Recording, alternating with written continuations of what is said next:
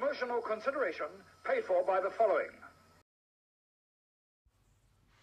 Hello and welcome, film fans, to another quick shot review. The action keeps on coming right here on Cheap Shot Entertainment because we are heading towards Flashpoint with this next movie. It is my thoughts on The Flash. And it's recently been released on in cinemas. I went to go and see it this past Friday. It is a 12A. It's around 2.5 hours long, so make sure you don't take a big drink in with you because you'll end up having to leave, and it's not one to be missed. And stars Ezra Miller as Barry Allen, reprising his role from Batman vs Superman and the Justice League, of course. So, yeah, it's... don't know how to describe it. I think I'm just going to get to the main part of the podcast after a few words from our intro.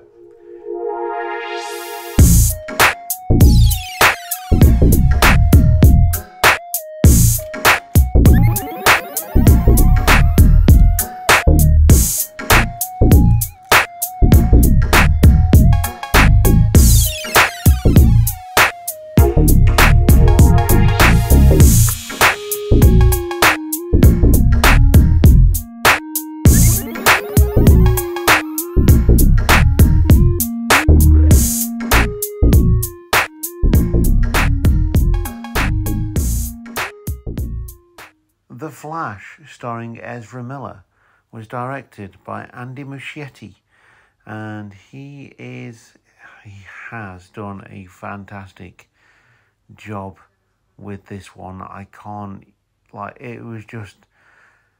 It was so enjoyable, and I'd go as far as to say it's one of the best superhero movies, but certainly the best superhero movie I've seen for a very long time, and that includes The Batman and Spider-Man as well.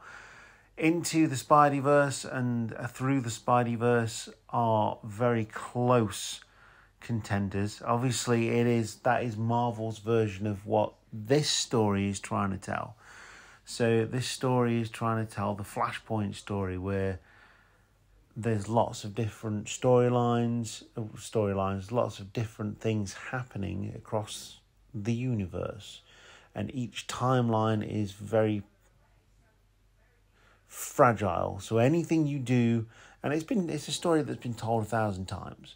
Anything you do in the past can affect your future. And that is the conundrum. Can the Flash save all the people that he's missing in his life? And we all know the superhero origin story. It's usually the loss of a parent or something like that gives them the onus to go and do stuff. But in this case, it is the Flash, and we've seen how the Flash is created, how he gets his powers. It is a lab accident where a thunderstrike electrocutes him whilst being covered in chemicals, and that apparently gives you superpowers rather than burning you to death. But I wouldn't suggest sitting out in a thunderstorm or a lightning storm or anything like that to see if you can try and get superpowers. I've done it doesn't work. Not really, I haven't. I'm not that stupid. Maybe. Anyway, there's so much to unpack with this one. I'm not quite sure where the storyline is taking us with this one. I'm pretty sure it's Flashpoint, and it's going to lead us to the Batverse and all of that kind of stuff, because in DC there's many different Earths. There's Earth 1s, there's Earth 2, Earth 3, so on and so forth. And then you get the different versions of the Justice League, and in some Earths, in some timelines, Batman is a psychotic killer. In other timelines, Batman is Thomas Wayne. And the Joker is Martha Wayne. It's just, there's so much that they could do with this. And this is a soft reboot. They've tried other things. They've got the Batman, which I believe can go on a different timeline. They've brought back Ben Affleck. They've got, wow. There's just so much. Like I say, there's so much to unpack with this. It's unbelievable. They've got so many different people. Michael Keaton's come back. Sasha Calle plays Supergirl in this movie as well. They're really bigging up the return of Michael Keaton. That is huge. And his introduction here is phenomenal, actually. Michael Shannon is back as General Zod. There's even an appearance from Helen Slater, the original Supergirl, and this is towards the end. There's loads of different versions of Superman, Batman, Supergirl. You hear the laughter of the Joker. There's all sorts of stuff to unpack, but I'm not going to spoil many things for you because it'd be so easy to do so. But the story revolves around Barry Allen trying to right the wrongs of the past, and his attempt to save his family creates a world without superheroes, without metahumans. People don't even know who Superman is and all that kind of stuff.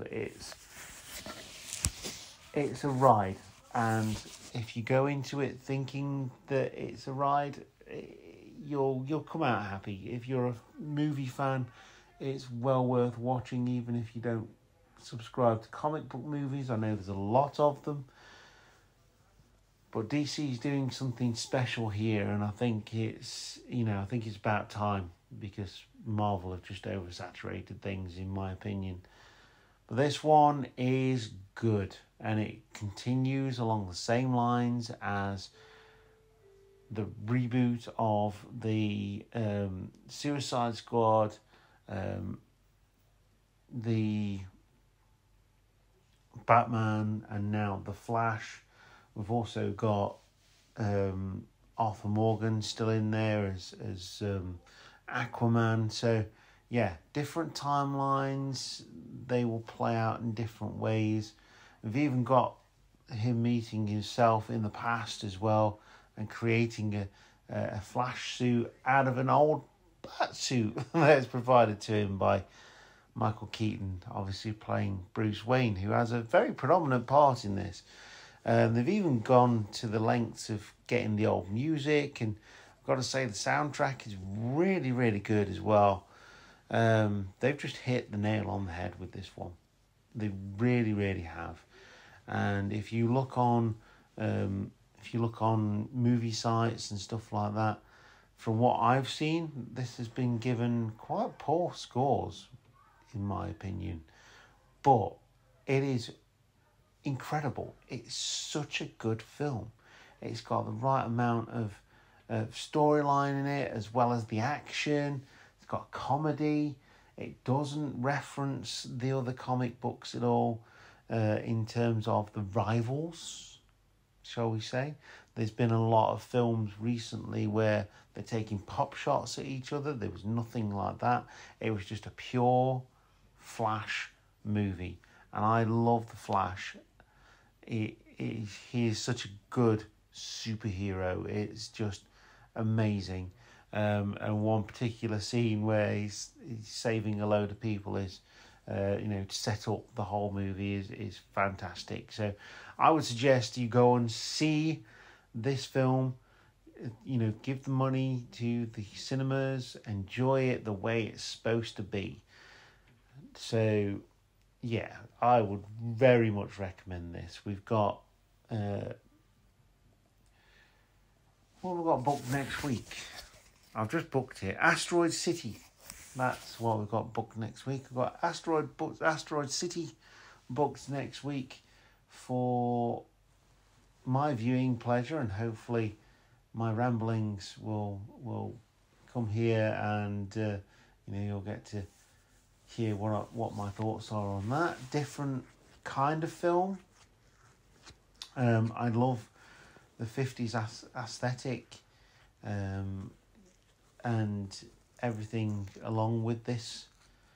So yeah, I'm looking forward to that one. Something different to a superhero movie or anything like that. So yeah, looking forward to that one. And then of course there's Indiana Jones, and I'm going to go and watch it because I've seen all the other ones, and hopefully they do a better job with this one than the Kingdom of the Crystal Skull. If I go into it very, preparing to be disappointed, and it actually turns out okay, like Transformers, then I am very happy. But we'll wait and see for that one. I hope you can join us there. Hope you've enjoyed this podcast, and I will see you next time, movie fans. Goodbye.